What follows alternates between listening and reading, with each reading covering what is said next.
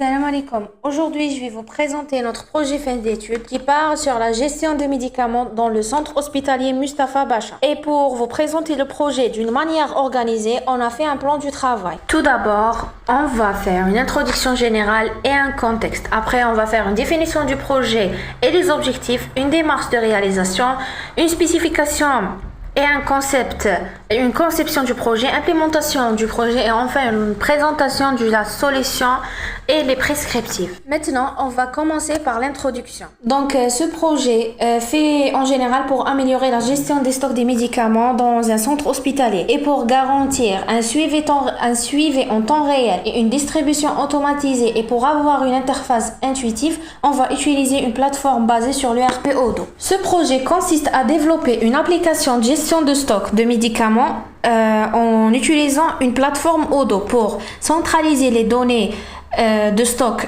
sur une seule plateforme fiable et automatiser la gestion des stocks des médicaments, fournir une solution simple et adaptée au personnel médical et bien sûr assurer la traçabilité de tous les mouvements. Et pour passer à la conception du projet, on va d'abord avoir les démarches de réalisation. Ces démarches permettent de nous comprendre comment fonctionne actuellement le système de l'hôpital Mustapha Bacha. Et pour faire cette réalisation, on doit passer sur 3 étapes. La première étape, c'est l'étude de l'existant. On va faire une analyse du système actuel pour identifier les limites et les fonctionnalités. Après l'analyse et la spécification des besoins, on va faire une définition claire et des fonctionnalités attendues du nouveau système en se basant sur les besoins des utilisateurs. Après, la troisième étape, c'est la conception ou bien la modélisation technique des systèmes à l'aide des diagrammes comme le diagramme de cas d'utilisation, de classe, séquence, d'activité, etc. Passons maintenant à l'étape de la spécification et la conception de projet. Donc, dans cette étape, nous avons traduit les besoins. On a les besoins fonctionnels, c'est-à-dire ce que les systèmes doivent faire comme ajouter un médicament ou bien consulter un stock.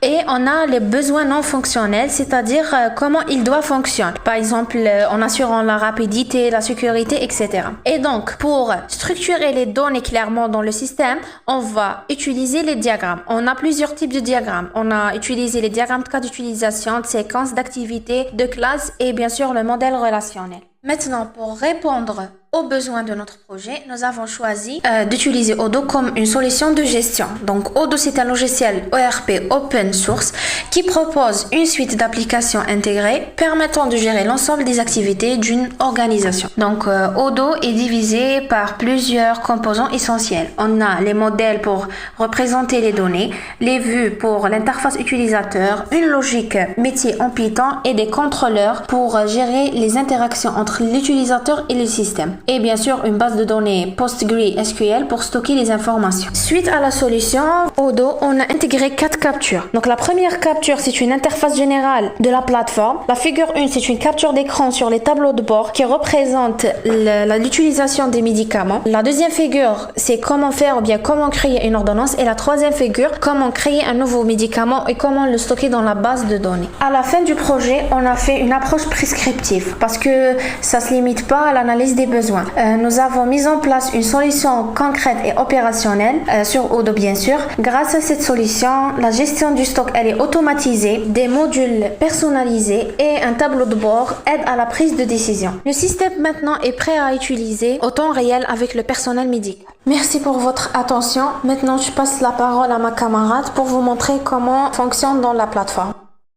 Bonjour, bonjour. Alors, c'est Boutkat Khalil. Je vais commencer, je vais faire suite à ce que ma partenaire Botaran a commencé. Euh, Commençons par l'ergonomie de Odoo. Tout d'abord, on va lancer le service de Odoo. On a utilisé PyCharm comme IDE. Dès qu'on lance le PyCharm, comme vous le voyez, on a fait le port 8069. On va au navigateur, on fait localhost 8069 et hop, Odoo et s'affiche. Tout d'abord, on va commencer par faire entrer les accès de l'administrateur, bien évidemment avec un mot de passe, et tout est sécurisé, chacun a ses accès spécifiques. Dès qu'on fait entrer le mot de passe, on voit l'ensemble de Odoo. Puisqu'on parle du compte administrateur, un administrateur peut faire tout. Il a accès à tout, donc il peut faire des utilisateurs, il peut créer, modifier tous les utilisateurs. Là, on trouve le menu utilisateur, on a créé médecin, pharmacien. Bien sûr, le compte admin a tous les accès, achat, vente, stock, ordonnance, tout ce qui est en relation avec les accès. Par contre, si on voit le compte médecin ou pharmacien, le compte médecin, il n'a pas accès au module qu'à ordonnance parce que il crée des ordonnances ou des patients. Par contre, un pharmacien, il fait des achats, il fait de la réception et de la livraison du stock. Par contre, il n'a pas accès aux ordonnances. Maintenant, on va déconnecter du compte administrateur, on se connecte au compte médecin. Médecin n'a accès qu'à ordonnance, qu'au menu ordonnance. On entre sur le menu ordonnance, on crée un patient. Un patient, nom, prénom, tout ce qui est en relation avec le patient. Une fois on a fini d'enregistrer le patient, on enregistre, après on a le menu ordonnance. Cette table ordonnance, on voit qu'il y a des champs. Comme le champ utilisateur, il se remplit automatiquement d'après l'utilisateur actuel. On a le champ aussi patient qui est un minute one to many. Dès qu'il sera rempli, la maladie sera remplie automatiquement et le name aussi. Puisqu'un médecin, il va remplir l'ordonnance, donc automatiquement on a les médicaments et leur quantité, comme vous le voyez sur la vidéo. On a Augmentin 500 mg et amoxicilline, chacun sa quantité. On enregistre. Après, on a fait plusieurs ordonnances parce que un patient peut avoir plusieurs ordonnances. On a une relation one to many, many to one. Voilà, comme vous le voyez, on a fait une autre. Utilisateur est rempli déjà. Et il est un read only. On a fait patient hadid et les champs sont remplis automatiquement. On a choisi un autre médicament puisque c'est une autre ordonnance. Voilà, on enregistre. Quand on entre dans la table patient, on trouve qu'il y a un bouton intelligent. Un bouton intelligent où on trouve toutes les ordonnances liées à ce patient. Voilà, comme la patiente Hadil a deux ordonnances. On se déconnecte du médecin. Maintenant, on va se connecter au compte du pharmacien. On voit le menu principal, le compte pharmacien a le module de distribution, achat, vente, inventaire, il a accès à tout, à part ordonnance. Maintenant, on a le menu médicaments, on voit tous les médicaments et leur stock actuel. On voit le stock actuel, même, il y en a même la réapprovisionnement, là où on déclenche, quand on a quantité minimum ou maximum, on déclenche un bon d'achat. Voilà, comme vous le voyez. D'abord, maintenant, on va alimenter le stock pour faire la distribution. On a choisi le fournisseur Saïdal. Après, on introduit les médicaments qu'on veut alimenter. Voilà, comme vous le voyez, on a introduit les produits, la quantité, le prix. Le prix est configuré à l'avance. On voit le total ici. On enregistre, après on confirme la commande. Là, on a un bon de commande fournisseur.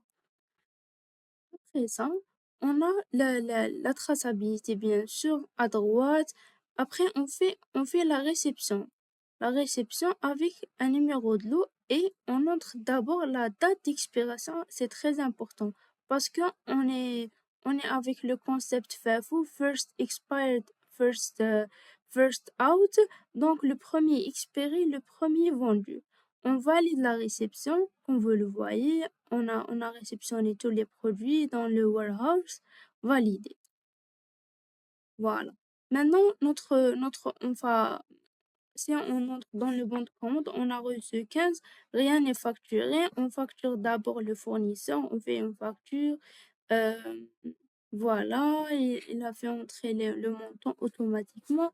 Confirmé, on fait d'abord la date de facturation. Voilà, comme vous le voyez, on a introduit, confirmé. On fait le paiement de la facturation.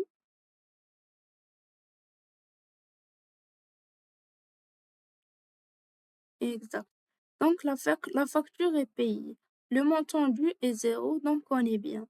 Si on retourne au bon de commande, on a tout est lié avec la réception et la facturation. On voit que amoxicilline est augmenté, le stock est alimenté. Dès qu'on a fini avec l'alimentation du stock, on va à la distribution. Dans le module distribution, on trouve le champ ordonnance qui est très important, qui va nous remplir le patient, le médecin ainsi que les produits. Regardez comment on va se changer. On a l'événement on change. Regardez, voilà. Mhm. Voilà. Les produits se changent, le médecin, le patient, selon les ordonnances qu'on a introduites. Par contre, l'infirmier, c'est lui qui va livrer ces produits au patient. Voilà, on a l'adresse de livraison, c'est l'infirmier. On confirme la livraison, c'est bon. Là, si on se retourne vers le stock, on voit que le stock est débité parce qu'on a fait une livraison. Regardez, voilà, comme vous le voyez. Maintenant, on se retourne vers le menu principal pour checker l'inventaire. Si on voit l'inventaire, on fait search par regroupé by entrepôt. On a fait chaque entrepôt ouest, est d'Algérie, sud d'Algérie et centrale de CHU. On a toutes les bons de réception, les bons de livraison avec leur state comme vous le voyez. On a opération ajustement du stock ou d'inventaire comme on trouve ici. Chaque entrepôt, chaque produit avec chaque entrepôt et leur quantité. Là, le réassort, c'est la réapprovisionnement. C'est quand on déclenche des événements minimum ou maximum du stock. Là, ici, pour faire l'analyse par produit, par quantité, par entrepôt, ici la valorisation du stock pour ceux qui font la valorisation du stock, chaque stock, pour savoir chaque stock et sa valeur. Euh, Ça pour vous montrer first expired first out de chaque catégorie. Ici, j'ai lancé PG Admin. J'ai fait une petite requête Select All sur toutes les ordonnances, toutes les records qu'on a fait ici. Ils sont tous affichés. En conclusion, ce projet qu'on a fait répond aux besoins du personnel de l'hôpital CHU. Merci pour votre attention et espérons que ce travail a été à la hauteur de vos attentes. Merci.